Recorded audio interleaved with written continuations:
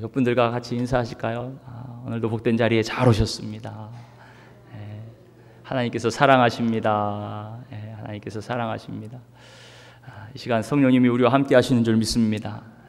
이 자리는 그냥 보통 자리가 아닙니다. 주님을 만나는 자리, 주님과 교제하는 자리, 주님께서 우리에게 새 영을 주시고 새 마음을 주시고 우리를 새롭게 창조하시는 자리, 하나님의 창조의 역사가 일어나는 곳입니다.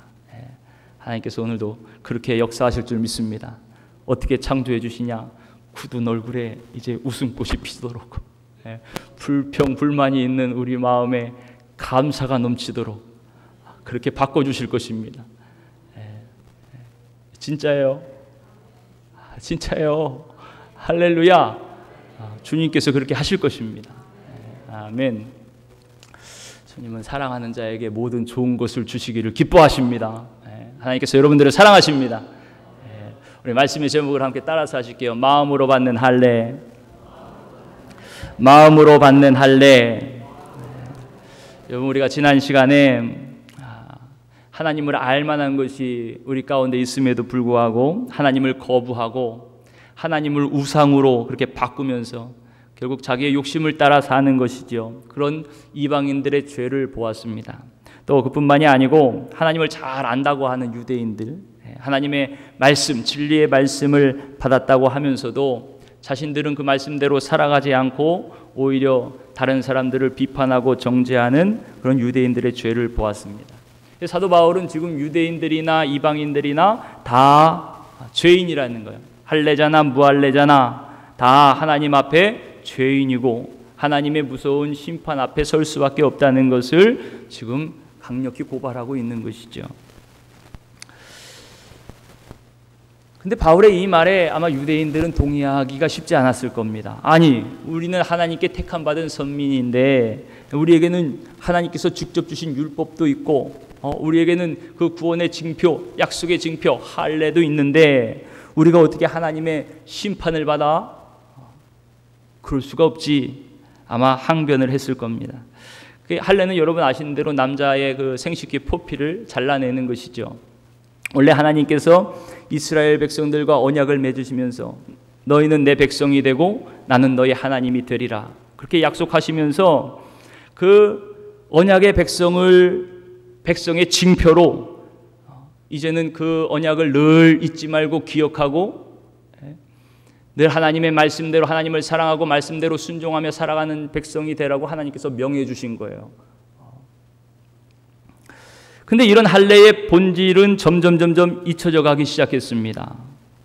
단지 이 육체의 할례가 선민의 자랑거리로 그렇게 전락해버리고 말았어요. 할례만 받으면 구원을 받은 것이다 그렇게 생각하게 되었습니다. 구원받은 하나님의 확실한 증거가 할례라고 생각을 했어요. 그렇게 자부했습니다.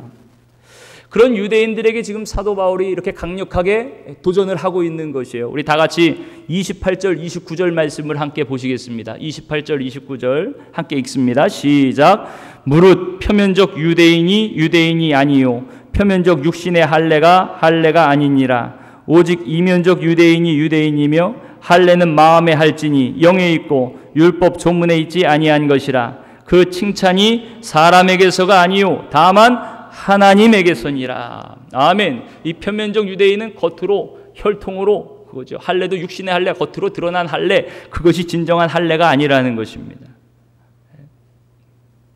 율법 조문에 언약 백성으로 할례가 쓰여졌다고 그것이 진짜 할례가 아니라는 거예요.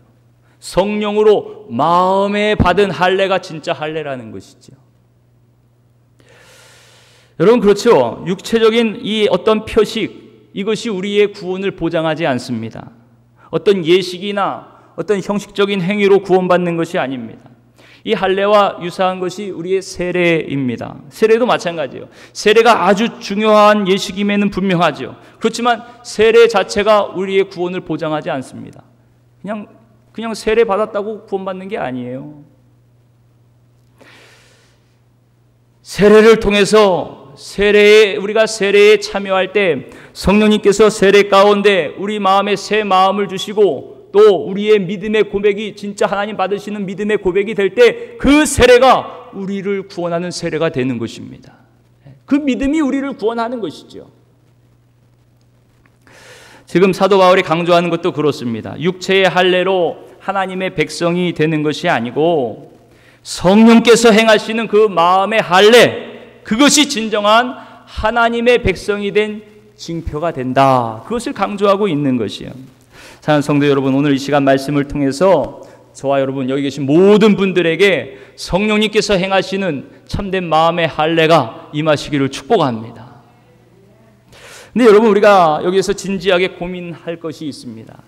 그게 뭐냐면요, 왜 유대인들이 이 하나님의 심판의 대상이 되었을까? 하나님께서 그들을 언약 백성으로 삼아주시고 실제로 그 징표로 할례까지 행하도록 할례를 허락해 주셨잖아요. 근데 왜 그런 이들이 이런 은혜의 자리에서 멀어지게 되었을까? 은혜의 자리에서 떨어져 나가게 되었을까? 그것이 궁금하죠. 여러분, 그것은 그들이 하나님의 말씀을 받고 그냥 육체의 할례에 그쳤기 때문에 그렇습니다. 그들 마음에 전심으로 하나님을 사랑하지 않았어요. 전심으로 하나님의 말씀대로 살지 않았습니다. 우리 본문 말씀의 13절 말씀을 한번 읽어보실게요. 13절 말씀 함께 읽습니다. 시작. 하나님 앞에서는 율법을 듣는 자가 의인이 아니요 오직 율법을 행하는 자라야 의롭다 하심을 얻으리니. 율법을 행하는 자가 하나님 앞에 인정받는 자입니다.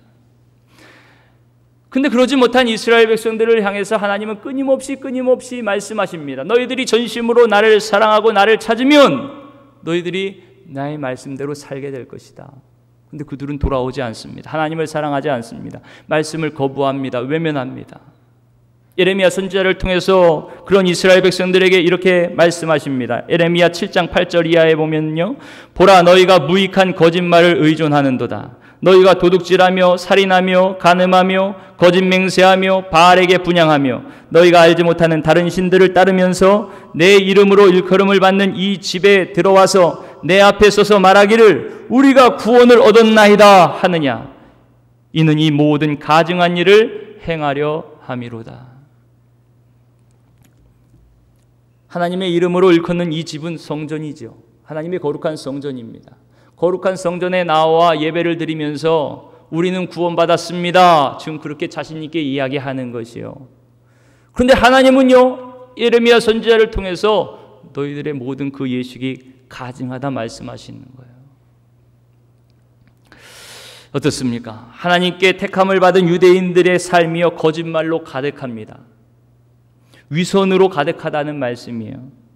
행동으로는 도둑질하고 살인하고 간음하고 거짓 맹세하고 우상에게 분향합니다. 그렇게 우상 숭배를 하면서 하나님의 성전에 들어와서는 우린 다 할 거 했다는 것이요. 구원받기에 부족함이 없다는 것입니다. 몸은 성전에서 예배를 드리지만 그들의 마음은 탐욕으로 가득합니다. 성전을 짓고 온갖 예물과 11조를 드리고 봉사를 하고 열심과 충성을 다하는 것 같지만 하나님을 사랑하지 않아요. 하나님의 말씀은 그들의 관심 밖에 있습니다. 여러분, 우리는 어떤가요? 세례를 받고 집사가 되고 권사의 직분도 받습니다. 장로가 되고 목사가 됩니다. 말씀도 읽고 크게 기도도 합니다. 근데 사실 이런 것들이 우리의 구원을 보장하지 않습니다. 여러분, 그래서 신명기 10장 16절 말씀 17절 말씀에 이렇게 말씀합니다. 너희는 마음의 할례를 행하고 다시는 목을 곧게 하지 말라. 하나님은 사람을 외모로 보지 아니하시느니라. 이렇게 말씀하세요. 우리의 마음의 중심을 보시는 분입니다. 우리의 겉으로 드러나는 형식과 어떤 우리가 받은 직분과 그것이 하나님 앞에 우리를 의롭게 내세울 수 있는 조건이 되지 못하는 것이요. 여러분, 우리가 아무리 열심을 내고 충성해도 내 마음이 진정 하나님을 사랑하고 하나님의 말씀대로 실제 살아가지 않으면 이 모든 것이 하나님의 기쁨이 되지 못한다는 것이죠. 자기 자신에게는 위로가 되고 만족이 될지 모르겠어요. 사람들에게는 칭찬이 될지 모르겠어요. 야, 신앙생활 열심히 하신다. 봉사 열심히 하신다. 기도 많이 하신다. 성경 많이 읽고 전도 많이 한다. 그런데 정말 마음의 중심에 하나님을 사랑하고 말씀대로 살지 않으면 하나님께는 칭찬을 받을 수가 없다는 것이죠. 겸손한 마음으로 하나님을 사랑하는 그 마음을 주님께서 귀히 여기시고 기뻐하시는 줄 믿으시기를 바랍니다.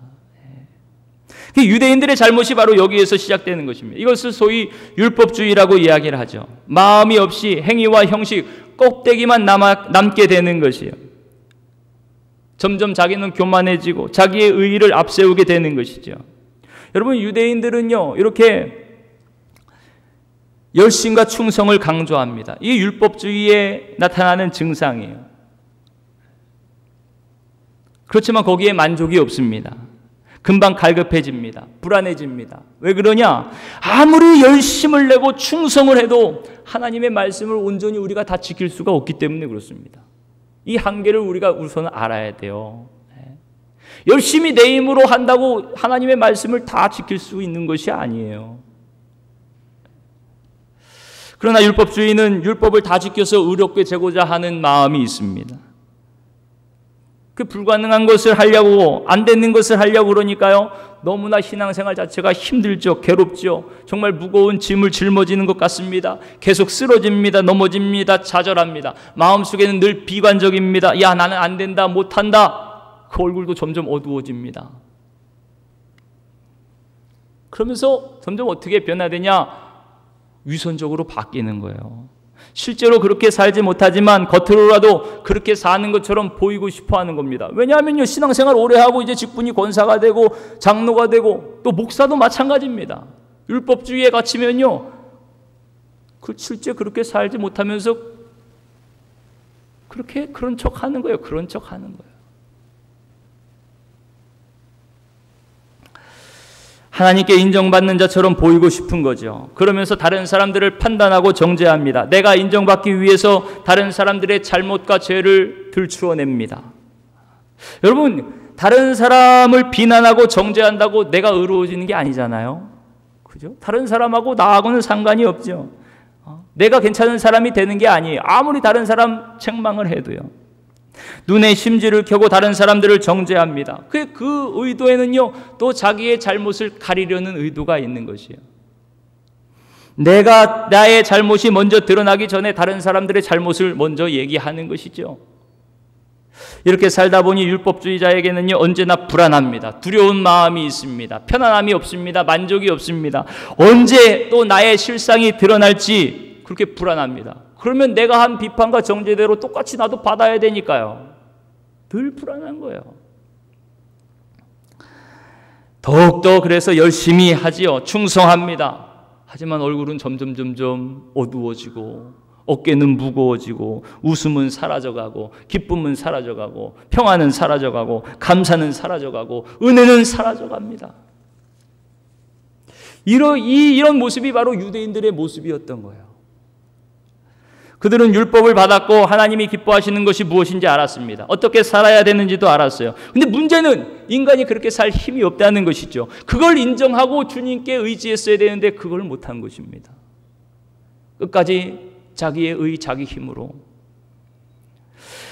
다른 사람들에게는 율법대로 살라고 가르칩니다. 그런데 자신들은 그렇게 살지 못하는 거예요. 17절부터 20절 말씀에 보니까요, 그들이 스스로 자랑하고 자부심을 가지는 게 대단합니다. 자신들은 율법을 통해서 하나님을 안다고 자부합니다. 진리를 알고 구원의 길과 축복의 길을 안다고 자랑합니다. 자신들은 선생이고 교사고 진리의 모범을 가진 자고 맹인을 인도하는 자고 어둠에 있는 자의 빛이라고 그렇게 자부하면서 자랑하는 거예요. 알고 있다는 것이죠. 알고 있다는 거. 그 알고 있다고 잘난 척하는 겁니다. 소위 얘기하면요. 자신이 율법을 알고 그 율법을 가지고 있다고 다른 사람 앞에서 큰 소리로 비판하고 정죄합니다. 남을 가르치고 남의 죄를 들추고 남을 정죄하는 것으로 마치 자신이 의인이 된 것처럼, 자신이 구원을 보장받은 사람인 것처럼 그렇게 착각하는 거예요. 근데 여러분, 정말 중요한 건 아는 게 아닙니다. 아는 대로 사는 것이 중요한 것이죠. 문제는 그들이 율법대로 살지 못한다는 것입니다. 율법을 아무리 그들이 알고 가지고 있다 그래도 율법대로 살지 못하면 소용이 없다고 지금 바울을 통해서 말씀하시는 거예요. 이런 유대인들의 죄를 사도 바울이 이렇게 책망합니다. 우리 다 같이 21절부터 24절 말씀까지 함께 보시겠습니다. 21절로 24절 말씀 시작. 그러면 다른 사람을 가르치는 내가 내 자신은 가르치지 아니하느냐? 도둑질하지 말라 선포하는 내가 도둑질하느냐? 간음하지 말라 말하는 내가 간음하느냐? 우상을 가증히 여기는 내가 신전 물건을 도둑질하느냐? 율법을 자랑하는 내가 율법을 범함으로 하나님을 욕되게 하느냐? 기록된 바와 같이 하나님의 이름이 너희 때문에 이방인 중에서 모독을 받는도다. 아멘. 지금 유대인들에게 계속 뭘 얘기합니까? 나는 의롭다. 나는 죄가 없다. 나는 택감받은 구원받은 자다. 그렇게 자랑하고 자부하는 그들이 얼마나 위선적이고 거짓됐는지를 밝히는 거예요. 너희들 아무리 율법을 안다고 너희들이 잘한다고 가르치지만 실상 너희들은 그대로 살지 못하지 않느냐.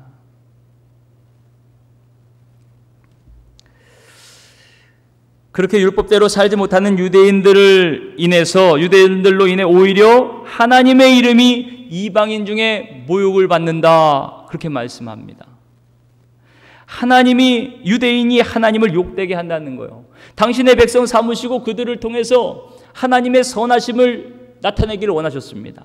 하나님의 축복의 통로로 그들을 불러주신 거예요. 그들을 통해서 하나님을 알지 못하는 자들도 하나님께 나와 함께 하나님을 찬송하는 자들이 되기를 하나님은 원하셨습니다. 그래서 그들과 언약을 맺으신 거예요. 그런데 오히려 반대로 그 언약 백성 너희들 때문에 이방 백성들에게 하나님의 이름이 모욕을 받고 하나님을 욕되게 하는 자가 바로 너희들이라 그렇게 책망하니 얼마나 유대인들에게 정말 충격적인 얘기일까요?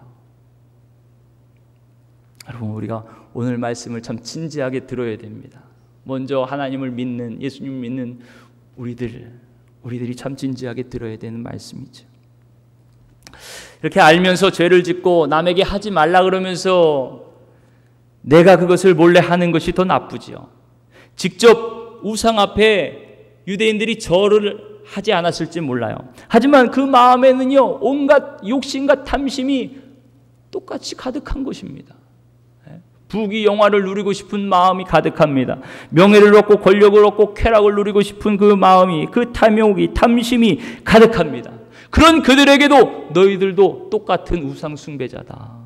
너희 마음으로 지금 우상을 섬기는 것과 다를 바가 없다. 하나님은 그 마음의 중심을 보신다. 우리 마음의 은밀한 것을 보신다. 그렇게 말씀하시는 거예요. 그리고 하나님이 심판하시는 그날에 그 모든 것이 낱낱이 드러나게 될 것이라고 16절에 그렇게 말씀합니다. 하나님이 예수 그리스도로 말미암아 사람의 은밀한 것을 심판하시는 그날에 우리 속에 모든 가려지고 감추어졌던 것, 유대인들이 위선적으로 포장했던 그 모든 것이 다 낱낱이 드러나게 될 것이라는 것이죠.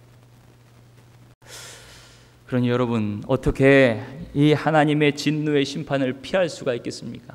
내가 아무리 아니라고 의롭다고 그래도 소용없다는 것입니다. 지금 유대인들에게. 이방인이나 유대인들이나 다 마찬가지라는 것이요. 오늘 이 말씀이 유대인뿐만이 아니고 이 자리에 앉아있는 저와 여러분들에게 주신 말씀인 줄 믿으시기를 바랍니다. 오늘 이 말씀을 통해서 다시 오직 십자가의 복음으로 돌아가는 것밖에 없음을 깨닫게 됩니다. 율법으로는 의롭다 인정받을 사람이 아무도 없습니다. 오직 은혜의 복음만이 우리를 의롭게 합니다. 복음만이 기쁨과 감사의 삶을 살게 합니다. 십자가 복음만이 하나님께 영광을 돌리게 합니다.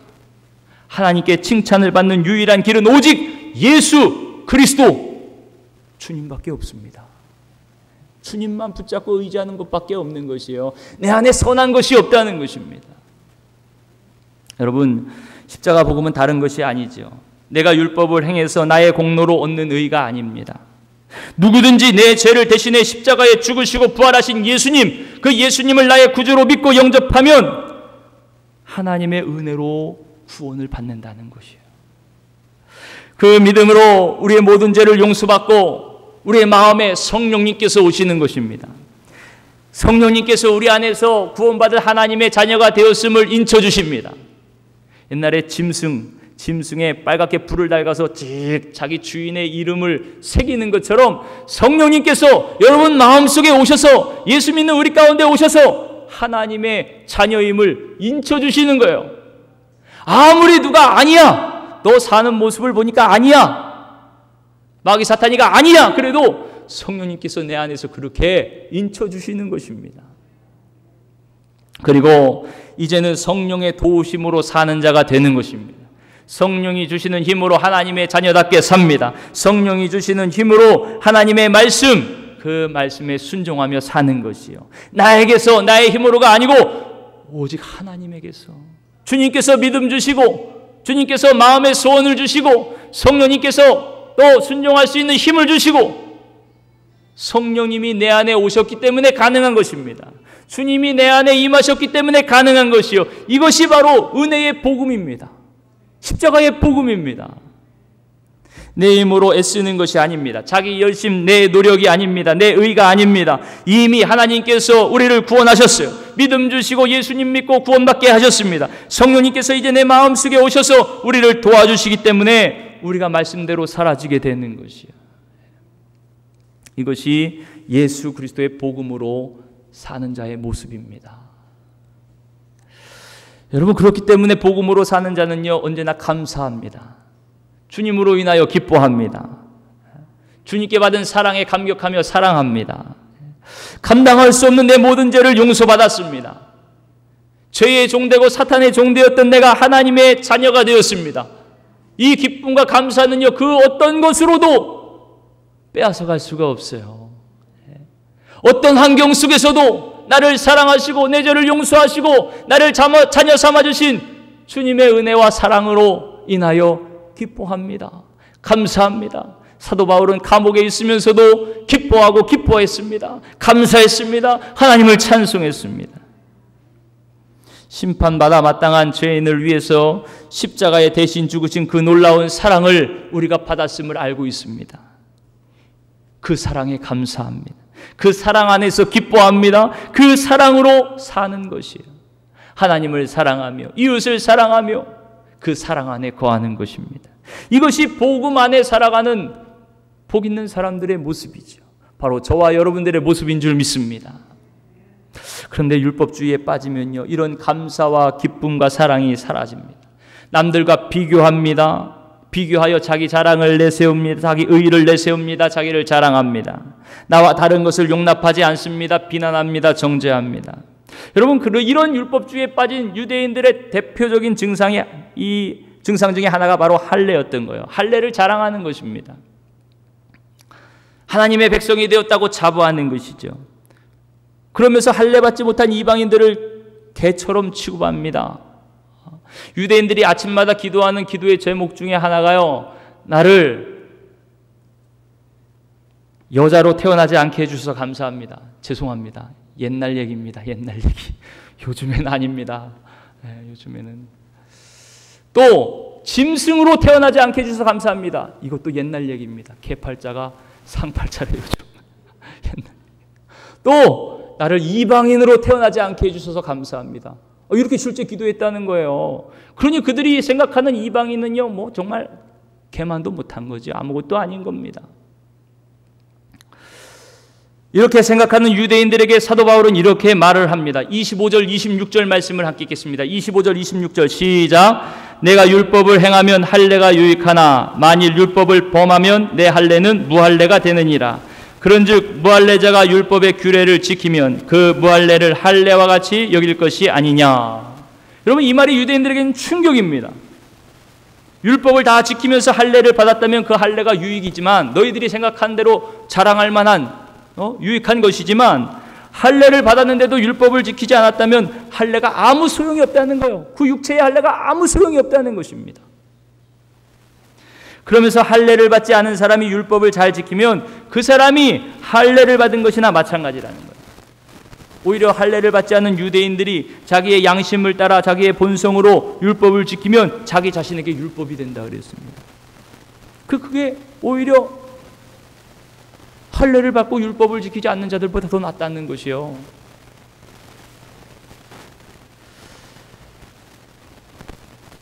물론 할례를 받는 것이 하나님의 백성을 삼으셨다는 증거로 참 감사할 일이죠. 그런데 할례 받지 못한 이들 앞에서 자랑하라고 하나님께서 할례를 주신 것이 아니잖아요. 그거 가지고 할례 받지 않은 자를 멸시하고 무시하고 정죄하라고 하나님께서 할례 주신 거 아니잖아요. 오히려 하나님 앞에, 하나님의 진노 앞에 서는 것이죠. 아까 말씀드린 것처럼 유대인들의 할례와 우리의 세례, 같은 뿌리지요. 영적으로 같은 뿌리입니다. 또 더 나아가 우리가 뭐 직분을 받고 이러는 것도 한번 생각해 보세요. 우리들도 운연중에 야, 너 세례 받았냐? 아, 난 받았어. 야, 너 세례도 못 받았냐? 아, 그런 얘기하는 것도 가끔 듣게 돼. 야, 너 신앙생활 얼마나 했는데 아직 권사냐? 아, 너 아직 장로 안 됐냐? 아, 이런 얘기하는 것도 종종 들려요. 그래서 목사님들이 연말만 되면 얼마나 스트레스를 받는지요. 아, 권사님 권사 직분을 안 주면 삐질 것 같고, 장로 직분을 안 주면 삐질 것 같고, 그거 어떡해요? 그거 어떡해요? 그게 뭐라고요? 그게 뭐라고? 물론 감사한 일이죠. 감사한 일이에요. 믿음으로 받고 선물로 받고 주신 사명으로 받으면 감사한 일입니다. 하지만 그것이 나의 의의를 나타내는 게 아니에요. 내가 자랑할 거리가 아닌 것입니다. 그런 마음이 우리들 마음속에도 있는 거예요. 정말 진실한 마음으로 참여한 세례는 하나님의 자녀가 되는 놀라운 축복이지요. 그렇습니다. 그런데 세례 역시 할례랑 똑같대요. 나의 자랑으로 삼거나 다른 사람들을 판단하는 것, 그러기 위해서 세례를 받는 것이 아니죠. 직분을 받는 것이 아닙니다. 전적인 하나님의 은혜의 선물이에요. 오직 감사할 뿐이죠.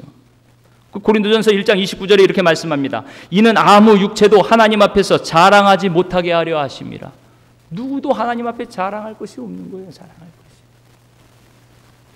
여러분, 세례도 그렇고 직분도 그렇고 교만하라고 자랑하라고 주신 것이 아니고 하나님의 사랑을 받았으니 이제 구원의 은혜에 늘 감사하고 다른 사람들을 사랑하고 섬기라고 주님께서 주신 은혜의 선물이라는 것입니다. 여러분 어떠십니까? 그렇게 살아가고 계십니까? 어떻게 하면 이런 삶을 살 수가 있을까요?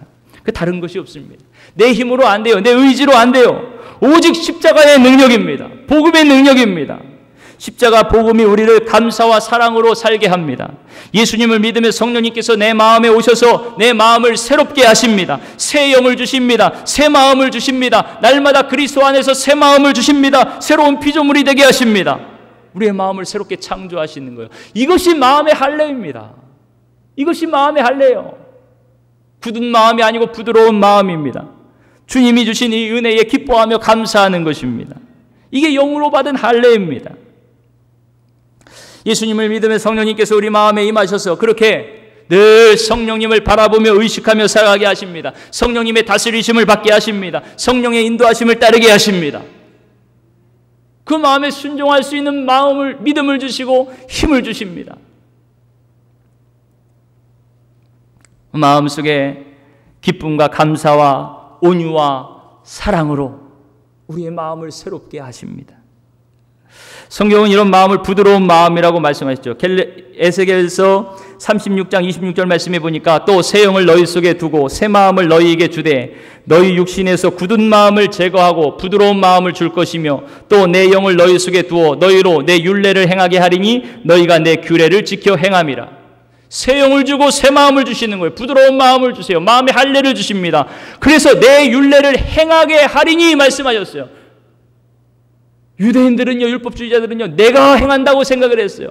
내가 말씀을 지킨다고 생각했어요. 그런데 하나님은 나의 영을 너희에게 주어서 너희의 마음을 새롭게 하여서 마음의 할례를 주어서 너희로 내 율례를 지켜 행하게 할 것이다. 그러니까 주님께서 하시는 거예요. 주님께서 인도하시는 거예요. 주님께서 이끌어 가시는 거예요. 그러니 기쁘지요. 그러니 감사하죠. 그러니 행복하죠. 내가 하려면 힘들지만 주님께서 하게 하시니 기쁨과 감사가 넘치는 것입니다. 여러분, 율법주의자는 마음이 딱딱하고 굳어 있어요. 얼굴도 그렇습니다. 하지만 성령께서 마음에 할례를 베풀어 주신 자는 나 같은 죄인을 구원하신 주님, 그 사랑과 은혜에 감사합니다. 기뻐합니다. 나의 죄를 용서해 주시고 내가 그렇게 그 큰 사랑을 받은 것을 기뻐하며 감사하며 그 사랑 안에서 나도 사랑하며 살게 됩니다. 주님께서 그 사랑을 부어주시는 거예요. 그 사랑이 우리 안에서 강건하는 것입니다. 주님께서 우리의 마음에 할례를 행하셔서 신명기 30장 6절 말씀에도 그렇게 말씀합니다. 할례를 하나님께서 행하셔서 너희 마음을 다하여 성품을 다하여 내 하나님 여호와를 사랑하게 하사 너희로 생명을 얻게 하실 것이라. 그러니까 주님 성령님 내 안에 오셔서 우리의 마음을 새롭게 새롭게 창조하시고 새 마음을 주셔서 그럴 때만 마음을 다하고 성품을 다하고 뜻을 다하고 목숨을 다하여 하나님을 사랑할 수가 있는 거예요. 그럴 때만 하나님의 말씀대로 우리가 살아갈 수가 있는 것이요. 여러분, 내 힘으로 나에게서 비롯되는 것이 아닙니다. 주님께서 하시는 거예요. 주님께서. 그러니 여러분 스스로를 한번 잘 점검해 보세요. 내가 율법주의 신앙에 빠져 있는지 한번 잘 점검해 보시길 바랍니다. 지금 내 마음속에 성령님이 함께하고 계신가? 지금 내 마음이 부드러운 마음인가? 한번 잘 보세요. 구원의 은혜, 그 기쁨과 감사가 내 안에 있나? 그러면 은혜 생활을 하는 것입니다. 마음이 딱딱하게 굳어있고 체면과 자랑거리를 찾고 남을 비판하고 정죄하는 일에 앞장서고 두려움과 염려가 있다면 그 율법주의의 위험에 빠져 있는 것이죠. 문제가 있는 것입니다. 여러분, 광고 시간에 맥주감사 주일 광고했는데 여러분 어떻게 들으셨어요? 하나님 은혜로 또 반년을 여기까지 인도해 주신 거 감사. 날 구원해 주시고 나와 동행하시며 또 때를 따라 먹이시고 입히시고 여기까지 인도해 주신 거 감사합니다. 하나님의 자녀로 남은 반년도 살게 해주세요. 그런 감사하는 마음이 드셨습니까? 아니면 또 이거 절기는 왜 그렇게 빨리 다가오나? 절기연금 또 말씀하시면 또 얼마를 해야 되나? 혹시 또 이런 부담 가운데 또 걱정스럽게 앉아 계시진 않습니까? 여러분 다 걱정 떨쳐내시기를 바랍니다. 걱정 떨쳐내세요. 안 하셔도 괜찮습니다. 안 하셔도 돼요. 먼저 우리의 마음이 전심으로 주님으로 인하여 감사하면 하고 안 하고는 다음 문제인 거예요. 다음 문제. 그것 때문에 권사 됐는데 장로 됐는데 그래도 이 정도는 해야 되지 않나? 다 헛된 겁니다. 다 헛된 거예요. 여러분 그런 마음으로 하지 마시고 진정한 감사, 주님의 은혜에 감사를 먼저 회복하시기를 축복합니다. 성령님께 손을 마음에 감사한 마음을 주셔야 돼요. 여러분 우리가 열심을 기준으로 신앙생활을 판단하면 안 되지요. 유대인들이 열심히 그렇게 했습니다. 할례뿐만이 아닙니다. 초하루에 각종 절기에 성회에 온갖 정교 의식 얼마나 더 화려해집니까? 장엄해집니까? 점점 더 화려해집니다. 근데 거기에는요, 자기 자신들이 율법을 온전히 지키지 못하니까 더 화려해지는 거예요. 더 겉으로 포장하는 겁니다. 그거 보면서 마음의 위안을 삼습니다. 겉으로 잘하는 것처럼 그렇게 보이는 거예요. 포장하는 것이죠. 우리도 그렇게 쓸데없이 포장할 수가 있어요. 무슨 정통 교단이다. 우리 교회는 대단히 크다. 내가 옛날에 얼마나 봉사를 많이 했는지, 내 직분이 뭐다, 내 은사와 기적이 이런 능력이 있다. 우리 교회에 대단한 인물들이 있다. 사실 그것이 나의 의와 무슨 상관이 있습니까? 나의 구원과 무슨 상관이 있겠어요? 하나님께서 나를 칭찬하시는 것 그거와 무슨 상관이 있겠습니까? 아무 상관이 없죠.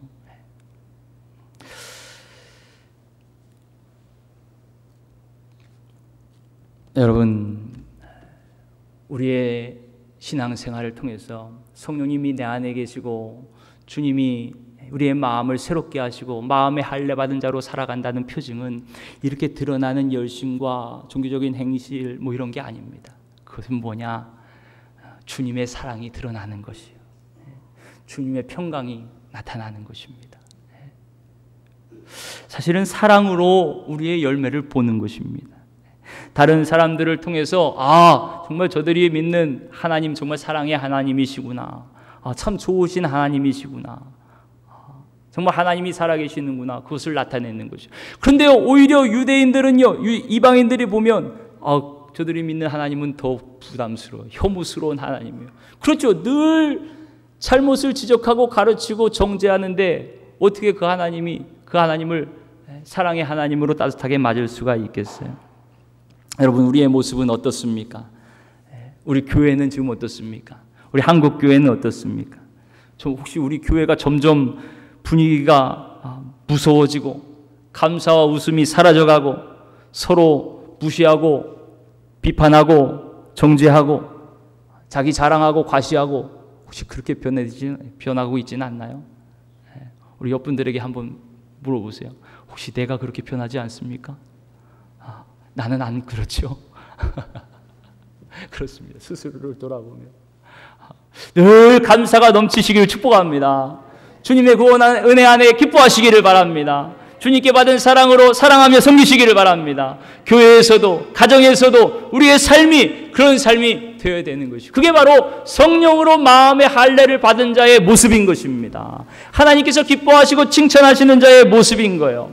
하나님께서 그런 바울을 통해서 그런 골로새 교회 성도들에게, 골로새 교회 이 골로새서에 보면 너희들이 바로 그리스도의 할례를 받은 자들이다 그렇게 표현하거든요. 그게 바로 마음의 할례를 받은 자들이에요. 그럼 마음의 할례를 받은 자들, 그리스도의 할례를 받은 자들의 삶이 어때야 되는지를 말씀하고 있습니다. 골로새서 3장 12절로 14절 말씀에 이렇게 권면하고 있어요. 그러므로 너희는 하나님이 택하사 거룩하고 사랑받는 자처럼 긍휼과 자비와 겸손과 온유와 오래 참음을 옷 입고 누가 누구에게 불만이 있거든 서로 용납하여 피차 용서하되 주께서 너희를 용서하신 것 같이 너희도 그리하고 이 모든 것 위에 사랑을 더하라. 이는 온전하게 매는 띠니라. 아멘. 여러분 한 주간 이렇게 사시기를 축복합니다.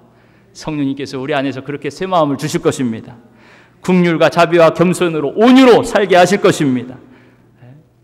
피차 나에게 잘못한 사람이라도 용납하고 용서하도록 우리 마음속에 사랑을 부어주실 것입니다. 이 모든 것 위에 사랑을 더하라 말씀하신 것처럼 저와 여러분들 통해서 주님의 사랑이 전해지는 복된 한 주가 될 줄 믿으시기를 바랍니다. 사랑하는 성도 여러분, 성령 하나님이 우리 안에 오셨습니다.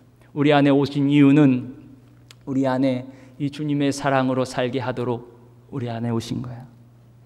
우리 안에서 기뻐하며 감사하며 만족하도록 주님께서 오신 거예요. 생수의 강이 우리 안에서 솟아나도록 그렇게 하시기 위해서 성령님께서 오셨습니다. 그래서 내 주위의 모든 사람들을 살리고 시원하게 하고 만족하게 하는 생수가 되라고 성령님께서 믿는 저와 여러분 마음속에 오늘도 임하신 줄 믿으시기를 바랍니다. 내 안에 성령님 모시고 살면서 이제는 다른 사람들을 상처 주던 가시와 같은 사람이 이제 다른 사람들을 섬기고 함께 더불어 기뻐하고 감사하고 시원하게 하는 생수와 같은 사람으로 오늘도 우리를 새롭게 하시는 줄 믿습니다. 우리 마음을 새롭게 하시는 줄 믿습니다. 성령님께서 한 주간 우리를 주장하시고 다스려 주시고 오늘도 우리는 주님을 바라보면서 나의 옛사람은 죽었고 마음의 할례를 받은 성령님이 내 안에 오셔서 이제는 새 사람으로 살아갑니다. 믿음으로 고백하며 주님의 도우심을 구하며 기쁨과 감사와 사랑의 열매를 맺으며 살아가는 한 주가 되시기를 주님의 이름으로 축복합니다. 그렇게 주님만을 바라보며 사시기를 바랍니다. 주님 안에서 범사에 감사하고 기뻐하며 사랑하며 사는 새 힘을 성령님께서 저와 여러분들에게 주실 것입니다. 생수가 흘러넘치는 그런 복된 한 주가 될 줄 믿습니다. 그렇게 내 안에 주님과 함께 승리하는 저와 여러분들이 다 되시기를 주님의 이름으로 축원합니다.